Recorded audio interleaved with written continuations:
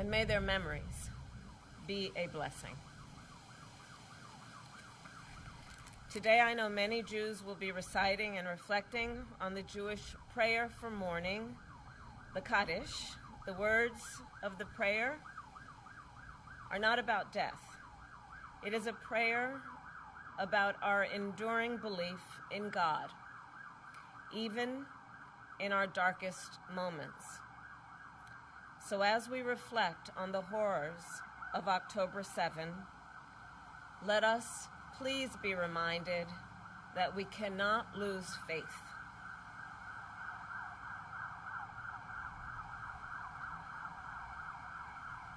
The Jewish philosopher Rabbi Abraham Joshua Heschel wrote, and I quote, "Religion begins with a consciousness that something is asked of us."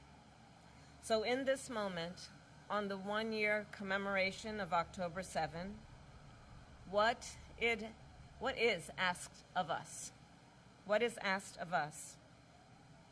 First and foremost, I believe that we must never forget. I will never forget October 7, and the world must never forget. What is asked of us? We must work to ensure nothing like the horrors of October 7 can ever happen again. And on this solemn day, I will restate my pledge to always ensure that Israel has what it needs to defend itself, and that I will always work to ensure the safety and security of the Jewish people here and around the world. What is asked of us?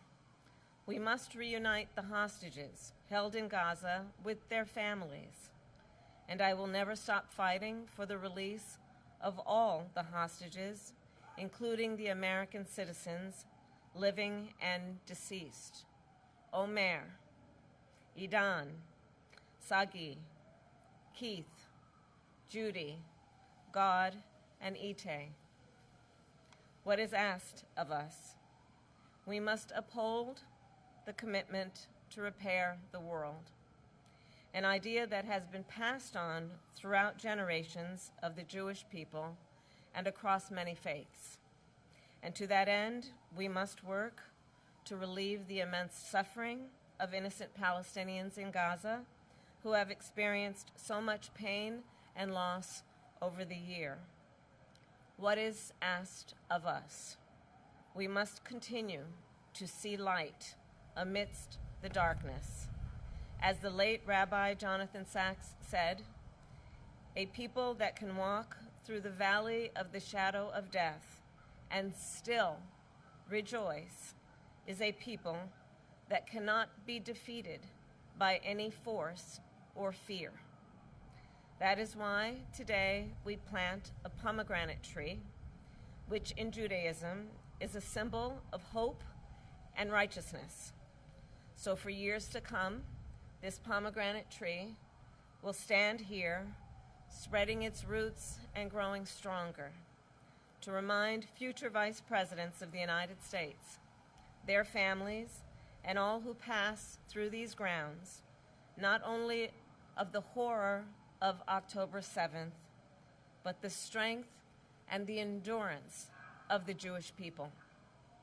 It will remind us all not to abandon the goal of peace, dignity, and security for all.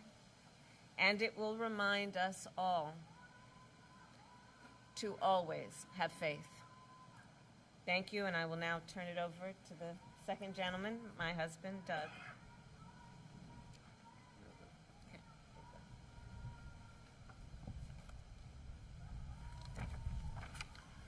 Thank you.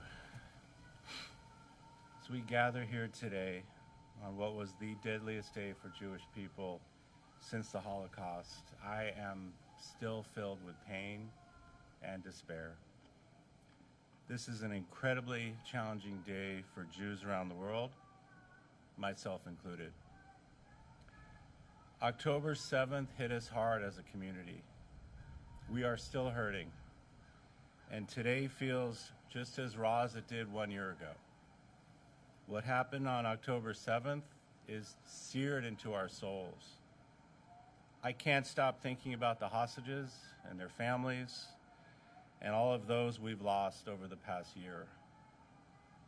Earlier today, I attended AJC's National October 7th Memorial Commemoration at 6 and I recited a prayer for peace, that we all see the day soon when this war and bloodshed come to an end. As the first Jewish spouse of an American president or vice president, I take this role very seriously. Kamala is the one who encouraged me to use my platform I have to fight against anti-Semitism and hate. She's also the person who encouraged me to lean into my Jewish faith. When we first moved into this residence, we affixed a mezuzah on the doorpost with our family present. Now, as we prepare to leave a legacy of our time here, we plant this pomegranate tree to honor this solemn day and for the families who will come after us to enjoy. This is the first tree we've planted since we moved in here, and it'll be the first fruit tree ever planted by a second family at the residence.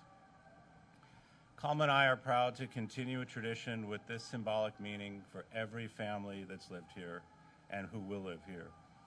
And it is especially meaningful to me that this property will now always commemorate the pain of the Jewish people, as well as the resilience and hope of the Jewish people. May the memories of those we've lost be a blessing. Thank you.